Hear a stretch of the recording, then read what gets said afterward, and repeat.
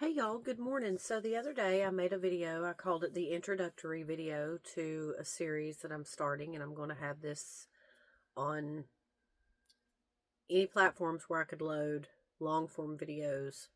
It'll be there. All the links. So if you're watching this on the big red play button, I never can remember if it allows me to show all of my links there, but if you're watching this on the clickety clack, my link is definitely in my bio. It is to Linktree, so you guys can see where to find me and how to get there. If you have any problems with any links, let me know. I'll share a link with you for Discord. I think I have to share that individually with you, but I am on Discord as Granny Jokes 46. So just let me know if you want to join the Discord, and I'll send you a link. Anyway, that being said, let's get into Granny's experience. Let me reiterate that. Granny's experience. Granny Jess's experience. Jess's experience, okay? Mine on talking to spirits. When you say talk to spirits, immediately people go to voices in your head. Sometimes they are voices. And sometimes I can tell that they're sort of in here in some sort of way. But a lot of times, it's actually like listening to a conversation. We're going to start out, though. Some of Granny's first experiences, I was really young, and we're talking 4 or 5 years old, somewhere along in there. The timeline is a little bit, I'm not sure exactly what age I was when this event occurred that I remember. I want to say I was probably 5. I had probably already started kindergarten at this point, but I can't remember if that's actually the case. So, a lot of my, sometimes 3, and the only reason I know that some memories are from my 3rd year is because my mom told me. But as far as supernatural or talking to spirits or anything, the very first thing I ever remember is I had an imaginary friend. This friend had no name. It was just my hairy man. It was just my I hadn't even named it Hairy Man at that point. It was just my creature. That's what it was. It was my creature. Because it was, I never really knew the name of the creature on Looney Tunes. You know, the big red hairy creature that Marvin Martian had or whatever. I never realized the creature's name. So I just called this thing the creature in my head, but I never said it out loud. Don't ask me how I knew that I couldn't talk about certain things up to a certain point. And then whenever I did, I was told to not. But don't ask me how I knew I shouldn't talk about them in the first place. But one day, my aunt was at my mom's house. We were sitting there. I don't know why I said that like that, but my aunt was at my house, and it was her. Yeah, it was her. Sorry. I'm trying to be grammatically correct. I don't want anybody to think I'm uneducated because I make a grammar mistake. For real, for real. Actually had a friend of mine, a creator, a mutual, who somebody just... Anyway, people pick the weirdest fucking shit to pick about on the internet. That's all I'm going to say. Internet behavior is wild. But I was sitting at the table and I was playing with something. I can remember, I can see my hands moving in this memory, and I can remember that I was fiddling with something, probably a stuffed animal, because I had a lot of them. I hated dolls, but I loved stuffed animals. I just didn't like dolls because they were too prissy. They required too much upkeep. I don't know. I didn't like them. Anyway, I had stuffed animals. So I was probably playing with one. Or it might have been my erector set. Do y'all remember the ones with like the wooden wheels with the little holes in them, and you put the sticks in them, and you could make cars and all kinds of stuff out of that? Yeah. So Granny had one of those.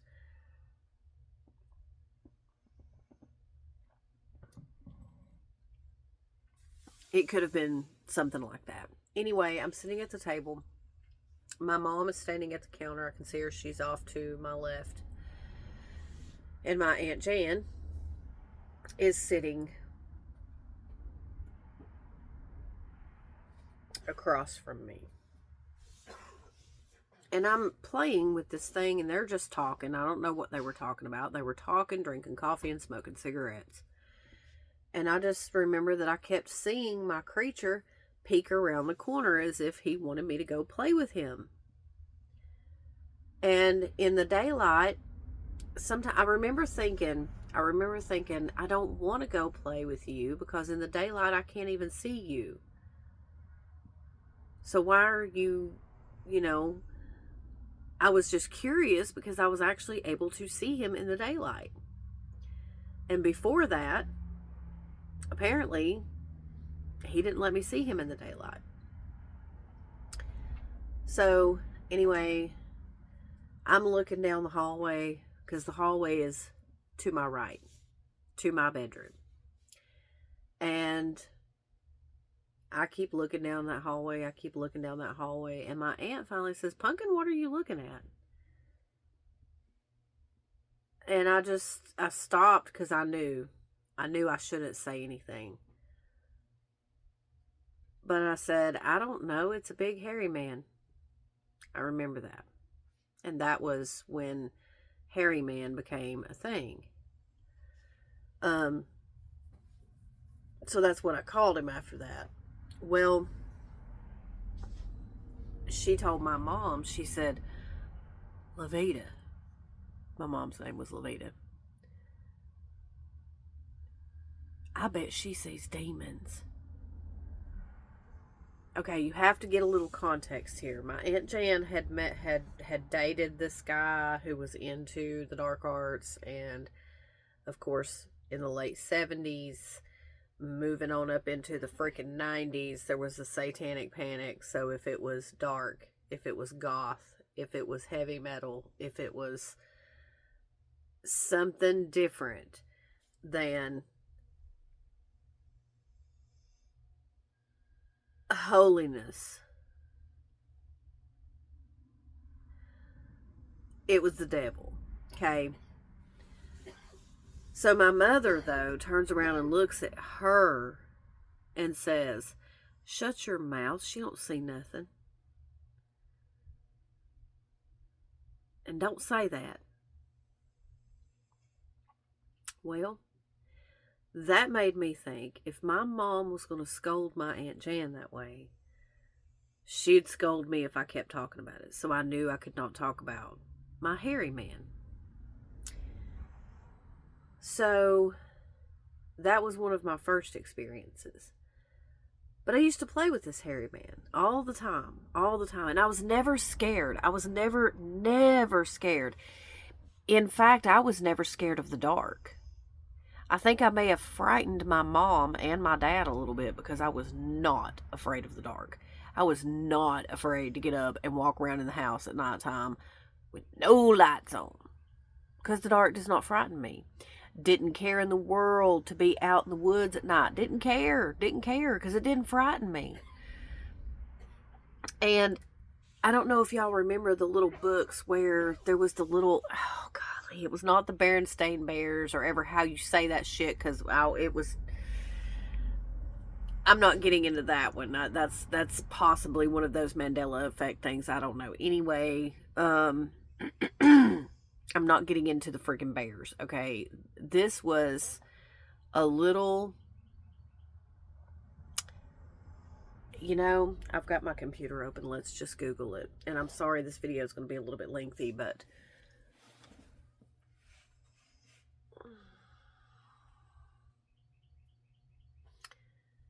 I'll post this one on YouTube, and maybe I can edit it down and post the rest of it on TikTok, because I don't think you can post anything longer than 10 minutes over there.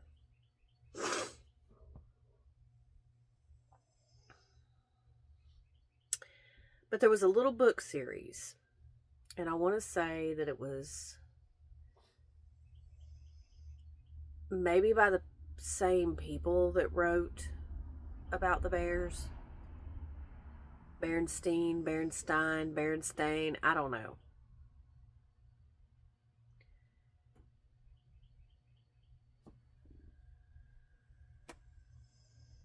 But we're going to see together.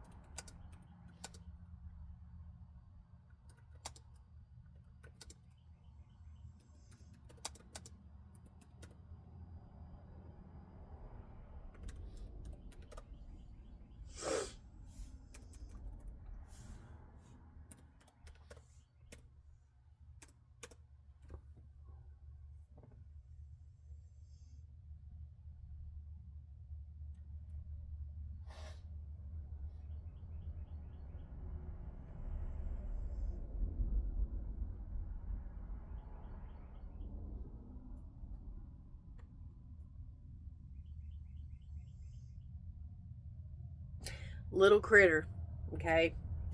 The Little Critter book series, that's what it was. So, for me, I was never scared of some of the things that I would see in the dark, because to me, they all looked like little critters. That's all they looked like. I was not afraid of them.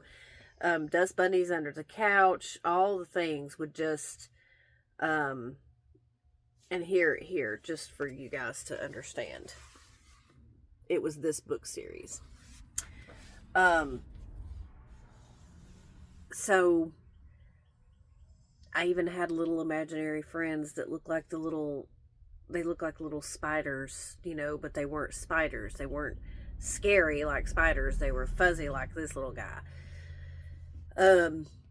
But I mean, were they imaginary? Who knows? I know, though, that the hairy man was not imaginary, and years later, in fact, it was probably 2021, yes, when I had finally realized that Lucifer and other daemons were not evil as they'd been taught.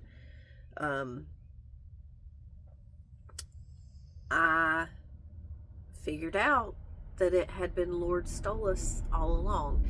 Now, Stolas actually has two spellings of his name. It's Stolas and Stolos. Okay. So you will hear me refer to Stolas as Stolos, because that is the name that he first gave me. That is the name that he showed to me. Not Stolas. So I don't, and as a person who speaks Spanish and knows a little bit about, very little, okay, about that language, I do know they are, a lot of Spanish speaking people will include an E on the end to be able to include people who do not fall in the binary.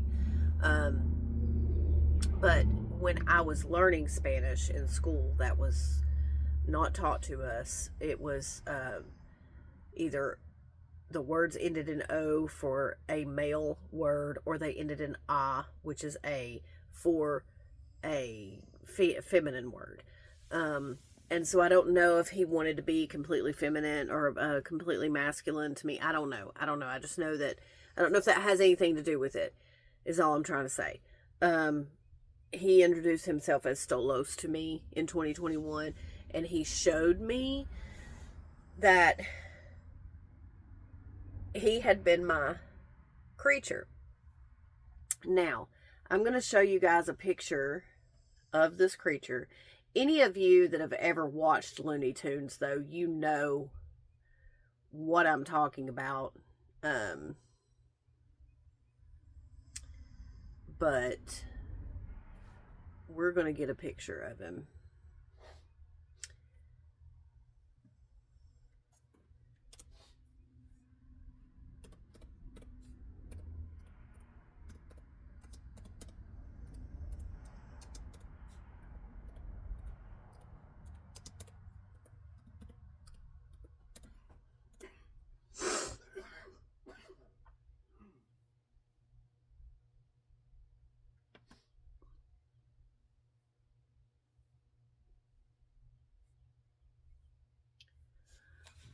Oh my gosh, this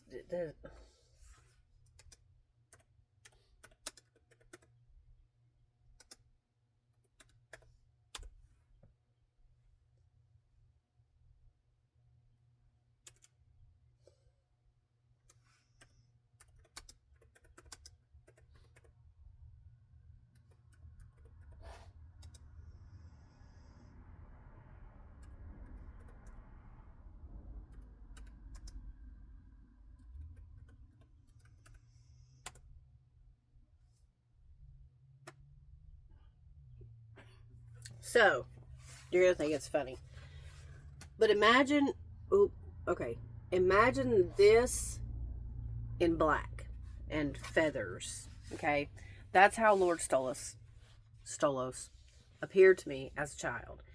I guess not to frighten me. Stolos, if you don't know, is a giant owl type creature. That is his animalistic form. When he comes, sometimes he appears as a man with a crown of feathers. Sometimes he has the head of an owl, or even they call it a night raven, which was another name for an owl, but sometimes he may appear as a raven. So, anyway, with all that being said, that's Grady's first installment. That was my first memory of being able to communicate with spirits. And we talked. He taught me a lot of things. I knew a lot of things as a 4/5-year-old about this huge biosphere that we call Earth. I knew things about it at a very early age. It also is accounted for because of how my dad was. He bought me books about real things like dinosaurs and the knowledge that we had at the time. And he bought me books like Encyclopedia Britannica. I mean, I don't know, he just wanted me to know and have knowledge. I don't think it gave him the end result that he wanted, but he wanted me to know and have knowledge. And I know that now he's proud of me, but that's a different story. But yeah, so that's Granny's first installment in this series. I am going to try to make a less long video so that I can put it on TikTok. But for my YouTube fans, there you have it. I hope you have a wonderful day. And the next video will discuss how a little bit about how to contact a spirit if you're trying to contact a spirit. But I'm not here to teach, so I'll try to figure out how to incorporate that. But this is more along the lines of my experiences. So again, I'm not here to teach you how to do this. I don't want you to go out and get a spirit board, a pendulum, tarot cards, or any of that until you are absolutely ready. Okay? Especially if you don't think you've ever contacted a spirit before, or you don't think you've ever talked to a spirit before, that's something that you need to sit with a bit before you try to actually divine using the energy that spirits have to offer, because it can be overwhelming. I'm not trying to fear you out of it. If you feel like that's what you're supposed to do, get a tarot deck and go for it. If that's what you feel like you're supposed to do, sit down and hold someone's hand and try to tell them things about themselves that you shouldn't know. But I'm saying, just be aware. For someone that didn't have anyone to teach them or coach them as a child, seeing those spirits, hearing those spirits, feeling those spirits was very overwhelming. And in fact, when I dipped into religion thinking that it would take it all away because it was so overwhelming, for a moment it did, and I missed it. So just be aware of that.